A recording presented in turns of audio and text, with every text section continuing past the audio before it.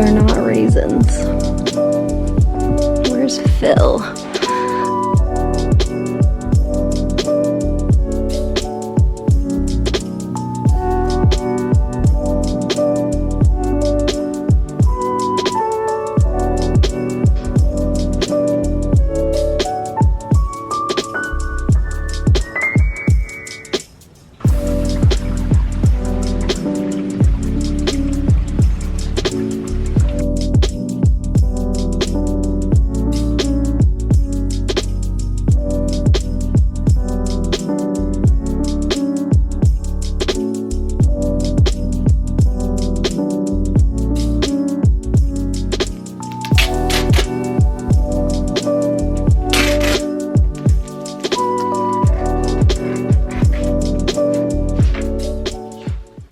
Hello. So before we get into the rest of the video, I wanted to give a quick life update. So if you guys saw one of my most recent videos, you'll know that I was stressed AF. I was working 2 part-time jobs. I had absolutely no free time. I felt like I was giving 50% effort to each job when I really wanted to give 100% effort to one of the jobs. So ultimately, I finally made the decision to quit one of those jobs. And even though it was a job I really liked, I had to make that decision because I decided, no job, no amount of money is worth my mental health. And I really wanted that extra time to be able to spend working on my ED recovery and my sobriety and my blog and my YouTube and all of that. And I feel like I just feel so much better, so much happier, and I've made a lot of progress in my ED recovery, which you'll see later in this video. I'm about to show you the best invention ever. I don't know how, well, I've always known about this invention, but I never needed it until now. So, couple things. I now have claws. I haven't had nails as long since I was in high school when I used to get really long acrylics. But fun fact, these actually aren't acrylics. These are press-ons. They're by the brand Static Nails. I've seen them. Whitney Simmons, I think, was the first person I knew who talked about them. And then since then, I've seen a bunch of people rave about them, and I can see why. And they're only like $15 for a set instead of like $70 at the nail salon. But I cannot put my shoes on with these because I don't want to risk breaking them when I pull the side. So my dad has a shoehorn, and I've never realized how helpful this is for anyone who can't bend down, but also for anyone who has long nails. So just take a peek, stick it in there, put the foot in, hold the tongue, and it just slides right in. No nail breakage in sight. Obviously, this is not news. Shoehorns have been around for a while. Right, it's time to take this guy to school. He goes to doggy daycare for the day, and obviously he's very excited. Look at how fall and festive it is out here. Come on, Wilson, let's go. This is the first time I've actually experienced fall in like 4 years because I was in school the past 4 years in California. So I feel excited to be actually experiencing the season. And it's kind of cold, kind of nippy. This is Wilson's lunch. That's why he's the large lad that he is, because he gets 3 meals a day.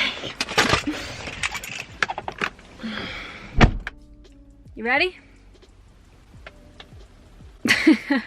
Okay. I show how I make my tea in many vlogs. It's always the same. Tea bag, tea water over the tea bag, over. I don't understand people who drop the tea bag in after, because look, it's already dark, because when you pour the hot water on it, it gives it time, to whatever the word is. Oh, this is Trader Joe's spiced chai. It is a fantastic tea for this time of year. And then oat milk, I just pour some in the cup.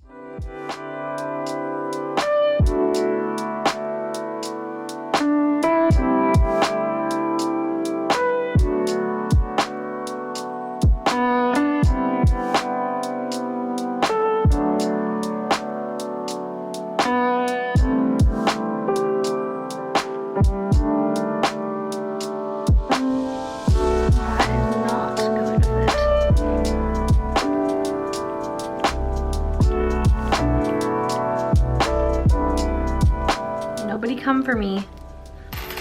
This is the best way to toss your salads to make sure the dressing gets everywhere. And yes, I have washed my hands. No one likes a dry leaf in the salad. And when you try and mix them with salad tossers, even now, it gets all over the place. So I find this is the best way to really get everything combined. Looks like I have some sort of wart disease. Ta-da! Some dried tomatoes. I almost forgot the avocado. I always put avocado in my salads because I learned adding a healthy fat like avocado or even the olive oil I put in here increases your amount of nutrients that your body can absorb from the rest of the foods. Don't be afraid of fats. You need them in your diet, you do. No dish is complete without salt, pepper, and nutritional yeast. Lots of nutritional yeast.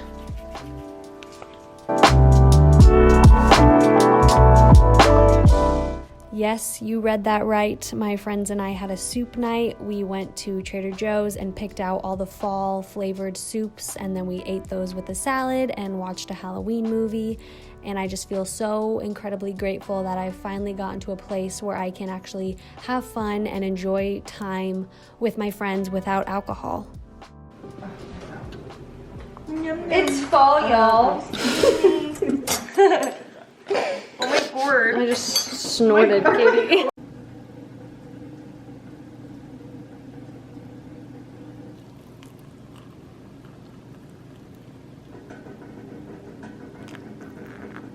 This is real skin, baby. Showing it to you because I want to and because I feel like there's just so much fake skin and or people with perfect skin on Instagram and social media, and it can get really easy to compare yourself to them. I turned on the camera because I wanted to bring up one thing that was talked about in our meeting. If you don't know, I've talked about it many times, but I host meetings for sober and sober curious, college-aged, post-grad-aged individuals. They're virtual, and I host them twice a week. If you ever want to join, the link is always down below. I wanted to bring up one thing. It was a quote that I think I said it, but it was a quote that I just came up with, and we were talking about how our friendships, like I have definitely noticed in my personal life, a couple friends drifting away just from college because, you know, I haven't taken the time to keep up with them, but also just because our lifestyles don't really align anymore now that I don't drink. And so I've noticed that with a few of my friends. And you know, you can try so hard to hold on to those friends who don't align with your lifestyle, and you can try and maintain those friendships and put all your effort into maintaining those friendships, but all that time that you spend trying to hold on to that thin little thread that's holding you two together, all the time that you spend, you know, trying to put effort into a relationship or a friendship that's not working is time that you could be spending cultivating new relationships and meeting new people that really align with your lifestyle and align with your goals and align with you more. And you know, it's so easy to make friends in high school and college. I say easy, but it's easier to make friends in high school and college because, you know, you're all at school and you're all in one place with one common goal. And then, I mean, I haven't made a single friend since I've graduated, and granted it's only been a couple months and I've been living at home, but I am a bit nervous for when I move out into the real world and need to make friends. And this is just a common topic that's brought up in our meetings is, you know, how to make friends without alcohol, because people go to the bars to meet people and you go drinking to bond with people. And so whether or not you're drinking, I feel like making friends is hard, but I wanted to share that little nugget of information because you may be thinking, oh, this friend is, you know, we're drifting apart, and this friend we're drifting apart, and you may feel like you're losing friends, but you know, when one door closes, another opens, and there's always going to be more people that come into your life. And especially as you get older, your level that you're able to handle bullshit and, you know, other people's crap just gets a lot lower, and you just start not putting up with people who don't align with you. And so I just thought that was a really great way to think of it. You know, you could be spending that time working on yourself, working on other relationships, growing other relationships that are going to better serve you than that one. So I leave you with that.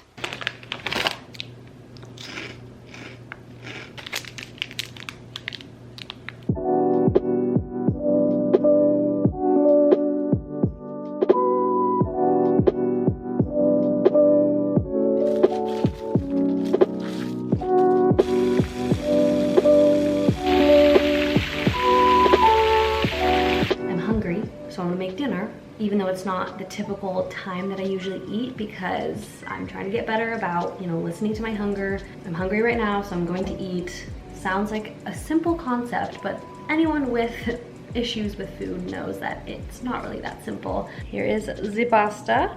It's spaghetti noodles, sun-dried tomatoes, sweet corn, and then for the sauce, I mixed the Trader Joe's vegan pesto and tahini. And I just did like more pesto than tahini, a little bit of tahini with lemon juice. Stirred that all up, and that's the sauce. And I really like it because it's like a more nutty flavor with the tahini, and that's something I like, but I don't think it'll suit everyone's taste buds, but I personally like it. So I'm about to jump into therapy real quick. I've talked about this before, but this is my first therapist, my first time going to therapy. I've been going for about 2 months now and haven't noticed many changes just because I haven't been going super consistently, and because I think it took us a little while to warm up to each other and for us to get into it. But the main reason I'm going to therapy is to really get a hold on my eating and body image issues. I've never been diagnosed with an eating disorder, but I definitely have orthorexia tendencies and,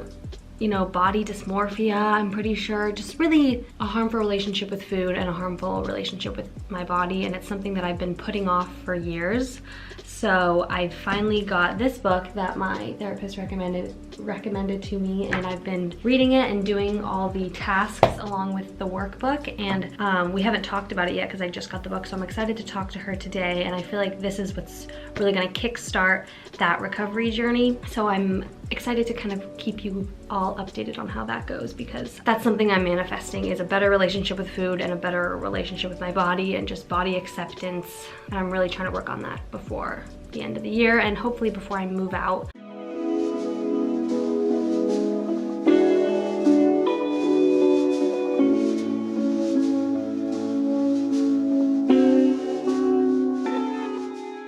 I'm not gonna lie, this weekend was pretty challenging for me. I told myself that I was going to eat whatever the hell I wanted, no matter how loud my eating disorder thoughts were, no matter how badly I wanted to restrict, and I did it. I'm proud of myself. I lived to tell the tale, and what it made me realize is that when we are spending so much time focused on our bodies or manipulating our food, we're missing out on life and the memories that can be created. If I were to have spent this weekend stressing over every little thing that I was eating, I would have missed out on the memories that were right in front of me. There's so much more to life than what your body looks like and what you're eating, and when you realize that, you can finally feel free.